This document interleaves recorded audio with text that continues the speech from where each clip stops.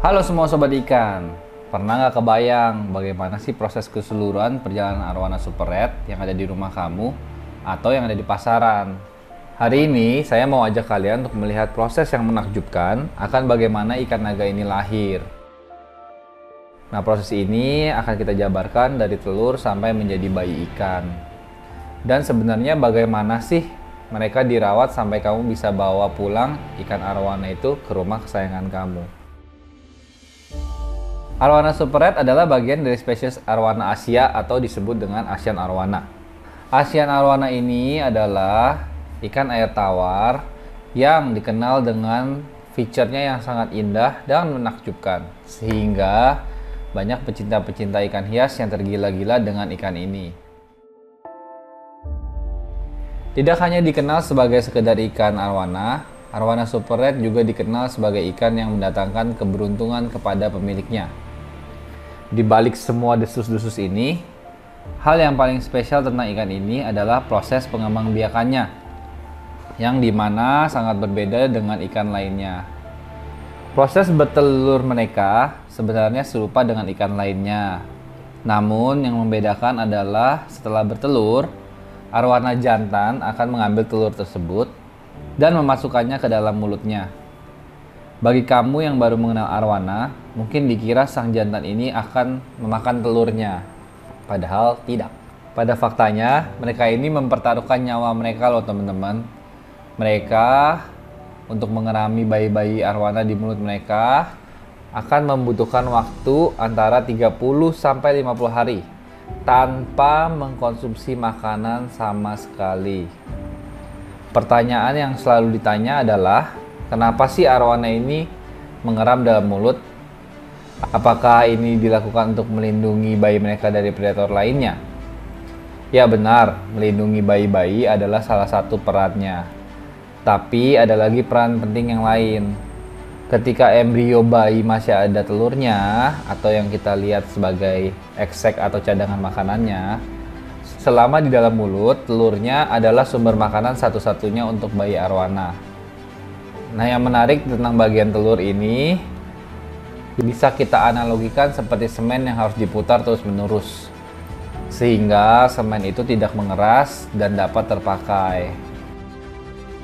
Nah, sang jantan membuat gerakan memutar di dalam mulut ini menggunakan lidah yang dipunyainya dan penutup insangnya untuk menjaga bagian telur agar tetap cair dan tidak mengeras, sehingga telur ini dan eksek ini tetap dapat diserap oleh bayi arwananya sebagai cadangan makanan. Proses memutar ini dilanjutkan di inkubator ketika arwana tersebut dipanen. Di inkubator arwana ini kita dapat melihat terjadi gerakan memutar yang biasanya diciptakan menggunakan kucuran air atau juga bisa menggunakan power head. Tanpa ada gerakan memutar ini, cairan telur arwana dengan sangat mudah akan mengeras dan berhenti menjadi sumber nutrisi yang sangat dibutuhkan untuk bayi arwana untuk berkembang. Bayi-bayi arwana yang membutuhkan nutrisi pun akan mati kelaparan.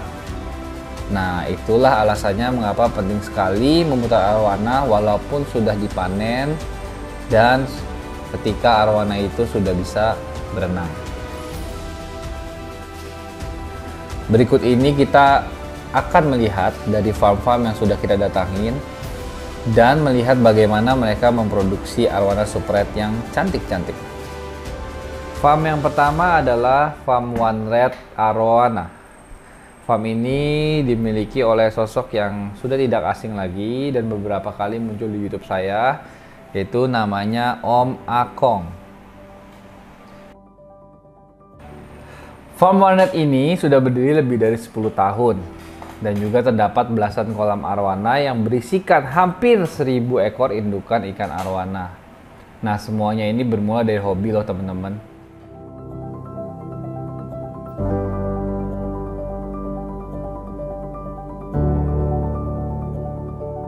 Di kolam One Red ini selalu dilakukan pengecekan secara berkala.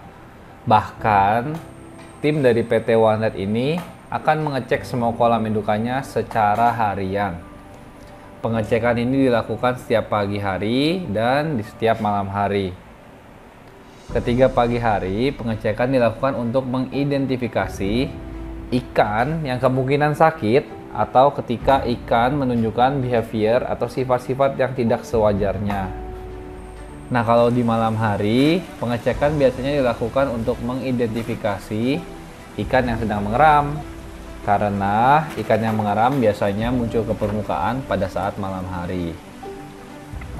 OneRed adalah farm di Indonesia yang pertama kali melakukan proses permanenan ikan di dalam akuarium. Nah, ini dilakukan untuk membuktikan dan menunjukkan kualitas dari indukan-indukan super arwana yang dimiliki oleh PT OneRed.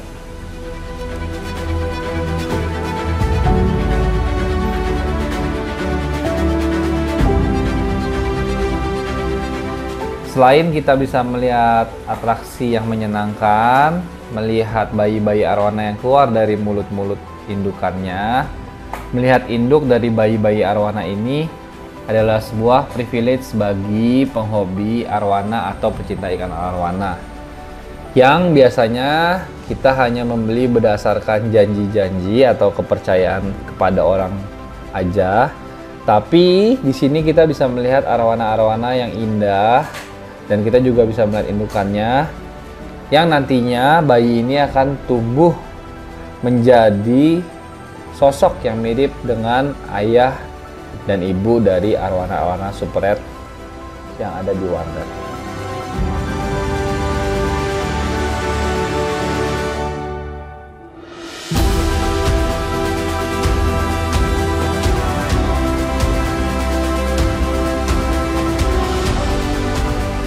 Berikutnya kita akan melanjutkan ke proses inkubator. Nah, teman-teman harus tahu dulu nih, waktu kita panen arwana itu panennya akan kita bagi menjadi dua, yaitu panen muda dan panen tua. Simpelnya, panen muda itu dilakukan ketika pengeraman itu berumur di bawah 30 hari. Jadi biasanya ikan-ikan yang dipanen secara muda ini masih tidak memiliki kemampuan untuk berenang. Jadi ekseknya itu masih lumayan besar. Nah, yang kedua, panen tua itu biasanya dilakukan di atas 40 hari ketika dimana eksek dari ikan arwana ini sudah mengecil dan sudah mulai berenang. Nah, proses inkubator ini adalah proses yang kita buat seolah-olah menyerupai keadaan sekitar di dalam mulut ikan arwana.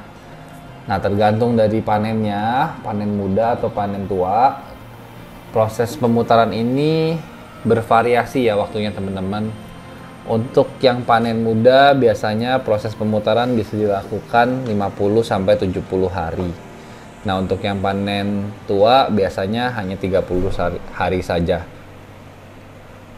Nah, yang menarik lagi karena eksek itu adalah sumber cadangan makanan bagi bayi arwana, maka bayi arwana ini tidak akan makan sampai bagian telurnya itu secara utuh diserap oleh bayi arwana. Dan ketika eksek ini sudah masuk atau sudah terserap dengan habis, biasanya bayi ikan arwana ini bisa berenang stabil tanpa bantuan apapun. Nah, semua pencatatan juga harus dilakukan untuk semua bayi yang lahir atau semua ikan yang berhasil lahir di fasilitas farm, dan nantinya ketika mereka menyentuh ukuran yang pantas seperti 12 cm pada umumnya, ikan akan dicip. Hal ini dilakukan untuk memenuhi kebutuhan legalitas penangkaran ikan yang dilindungi.